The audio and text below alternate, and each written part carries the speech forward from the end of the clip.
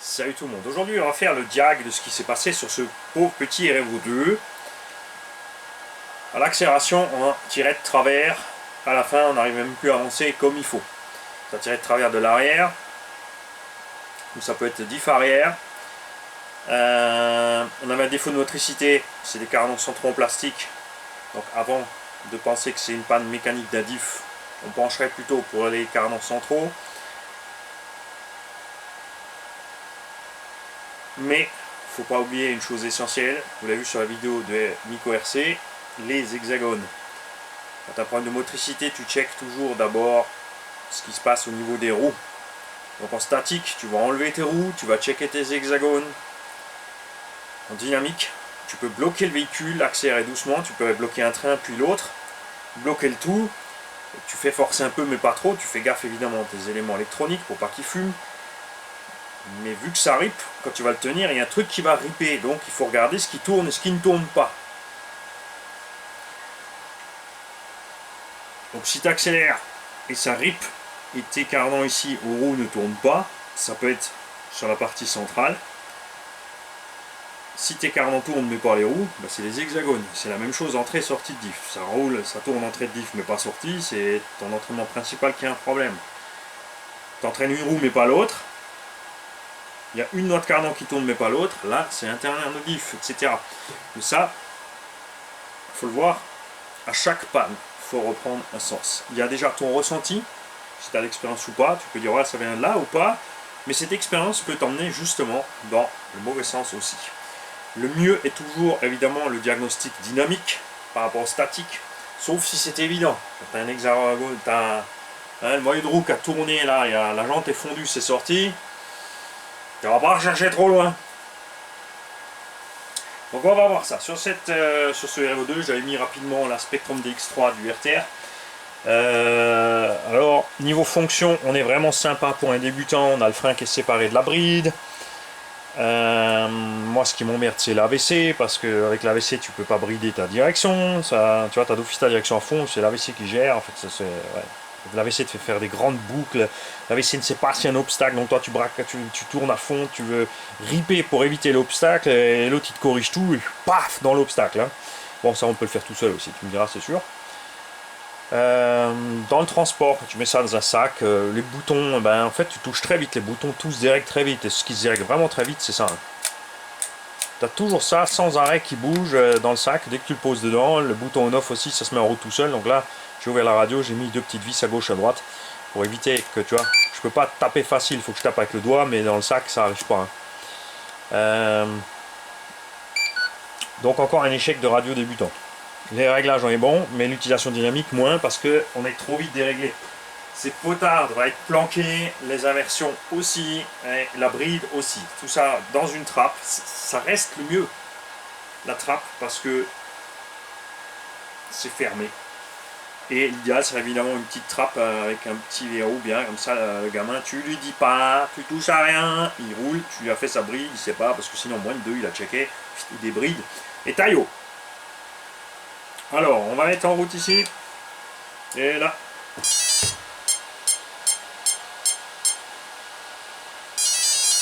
Voilà.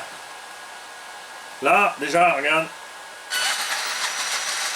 il y a une jante qui tourne plus très rond. Celle-là, elle a pris un coup. Donc, il faudra voir ça. J'aime bien me poser aussi la question sur les jantes. Je dis non, ça va bien. Enfin, sur les... J'avais pas de problème spécial avec ces roues. Là, maintenant, sur les REVO 2, qui fait quand même 5-6 kg, on y allant fort. On a eu des problèmes, Jam. Mais c'est pas grave, tu roules pas comme moi, donc ça devrait aller. Et maintenant, on va faire donc un test dynamique. On va bloquer un essieu et pas l'autre.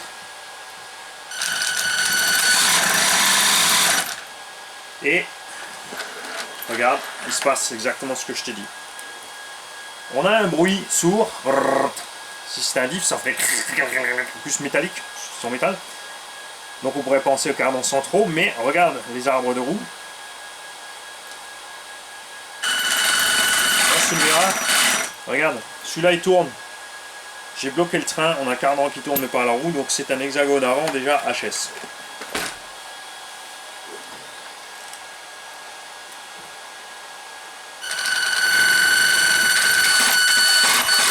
Et à l'arrière aussi. Donc, on n'a toujours pas de souci de transmission a priori, a fortiori avec ce REVO 2. C'est vraiment ce qui manque. Hein. Je suis Arma, Coralie, Serpent, c'est de mettre des grosses dents sur les diffs dans les cellules. Tant pis s'il y a moins de réduction.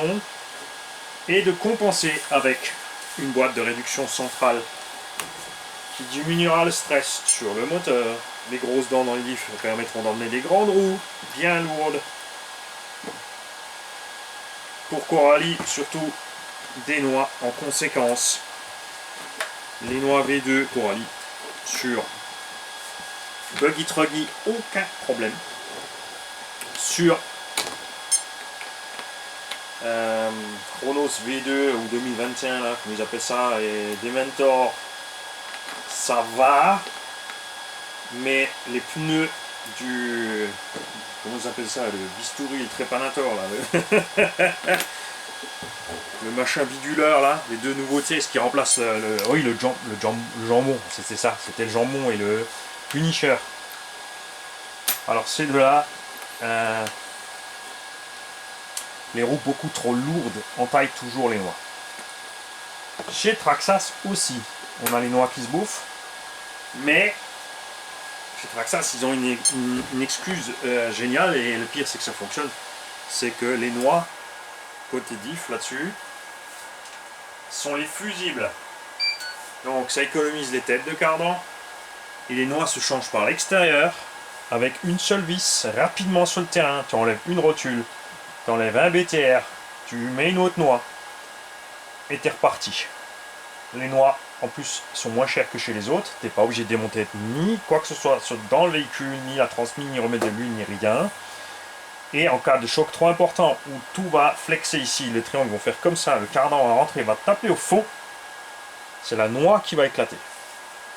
Au lieu de voiler le cardan, on arrive quand même à les voiler, mais vous l'avez vu sur Big Mama, ça s'est bien passé quand je suis allé trop fort avec les jantes qui étaient beaucoup trop dures. Les Louise là, ce sont systématiquement les noix qui ont pété. Ce qui n'est pas très grave. Ça a un coût aussi, mais on fait le goret. Il faut s'attendre à un coût quand on fait le goret. Sinon sur ce REVO, j'ai monté les deux options là, avant et arrière. J'avais plié un tout petit peu les avant en acier. Mon excuse pour mettre les options était simple, je les ai mis sur les REVO pour Greg. Parce que lui, il avait encore, enfin celui que j'avais là avait les anciennes barres. Donc j'ai mis celle de la V2 REVO 2, ça s'appelle pas V2, c'est juste une évolution discrète qu'ils ont fait. J'ai mis sur l'autre REVO pour qu'il ait ce qu'il faut au niveau matos, et ça m'a fait l'excuse pour m'acheter les options. Elles sont hors de prix, pas vraiment utiles puisque celles en acier ne se plient pas trop vite, et quand elles sont pliées, tu les replies, c'est reparti. Tout ce qu'elles encaissent, si elles se plient, ne tape pas ailleurs. C'est la deuxième fois que ça m'arrive ici, de ce côté. On desserre la vis avec les travails de suspect. C'est pour ça que beaucoup de constructeurs mettent des vis à pas inversées. Selon le côté opposé, là ou là, ou là ou là. Je ne sais plus, j'ai jamais retenu de toute façon. Là, on va faire le nécessaire évidemment pour pas que ça se reproduise. Pas de problème avec un seul cerveau en 46 kg. J'ai donc un moteur Hobby Xeron 2200 rebadgé Flux EMH. Donc c'est un vrai 42-74, la différence est flagrante par rapport à l'origine. L'origine avec le pignon d'origine, bah, ça chauffe à mort. Celui-là il bronche pas. J'ai mis 2 dents de plus, bronche toujours pas. Alors que l'origine avec 2 dents de plus, même avec les roues plus légères, hein, tu l'oublies, c'est même pas la peine d'essayer. Voilà. Donc Jump, t'as vu? J'ai bouffé mes hexas. Attention par contre, j'ai les hexas Traxxas. Peut-être qu'avec des hexas conventionnels, ça ira mieux. Et les jantes, est-ce qu'elles sont abîmées? Non. J'en avais vu une avant, si.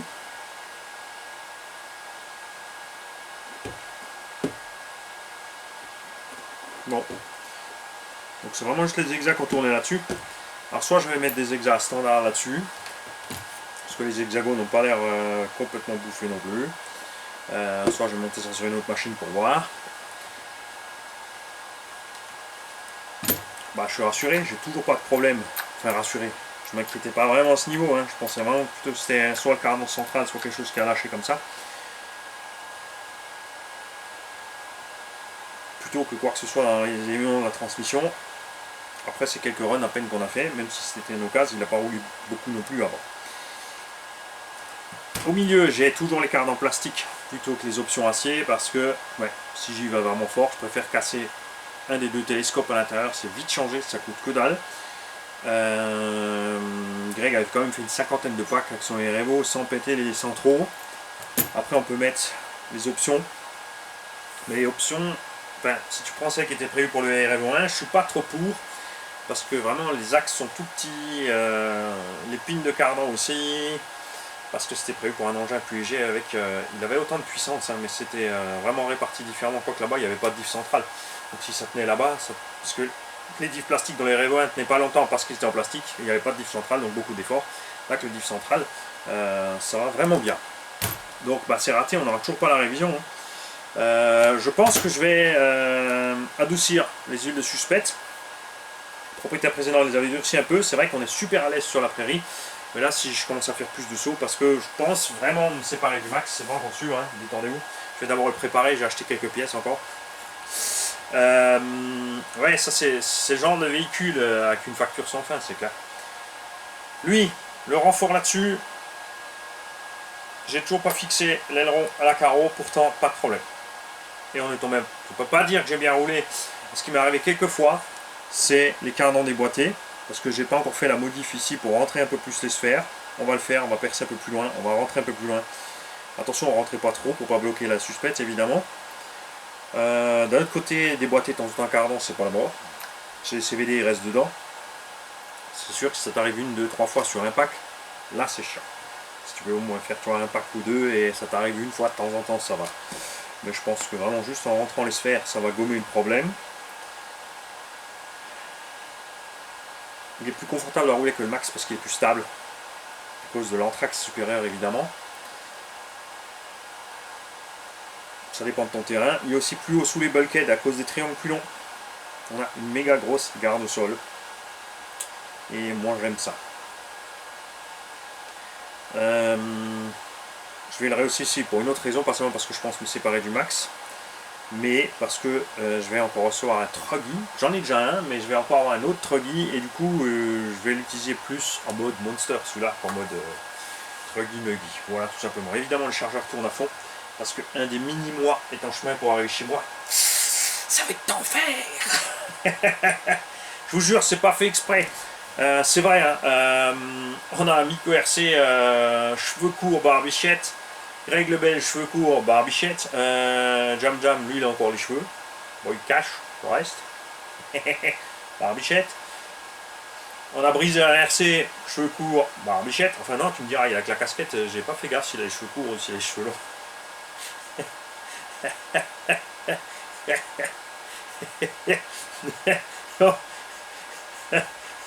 Et RC Drix, ça dépend des jours. Des fois il est tendu, des fois il est pas tendu. On verra ça. C'est pas fait exprès, c'est pas des mini-mois. C'est pas des disciples, c'est pas des moutons non plus. Hein. Il y en a un qui nous a écrit un joli com, bien sûr, on l'a dégagé de la chaîne. D'abord, il a râlé à cause de l'analphabétisme qui règne. Et alors, on s'en fout, on fait de la RC, ça n'a rien à voir là. Tu peux le dire si tu le dis dans l'humour ou gentiment ou cool, tu as le droit de donner ton point de vue. Après, quand tu es agressif sur la question, c'est débile. Et ensuite, il vous a tous traité de con. Ouais, je vous le dis. Il a dit vous êtes un magnifique, il lance un mot débile et vous suivez tous comme des cons. Donc il a dégagé. Et voilà. Parce qu'on a autre chose à faire que de s'occuper de ces gens-là. Si ça t'ennuie, ne reste pas là, tout simplement. Ou fais mieux. Fais mieux. Sur autant de tests, autant d'essais, autant d'expériences, autant de partage.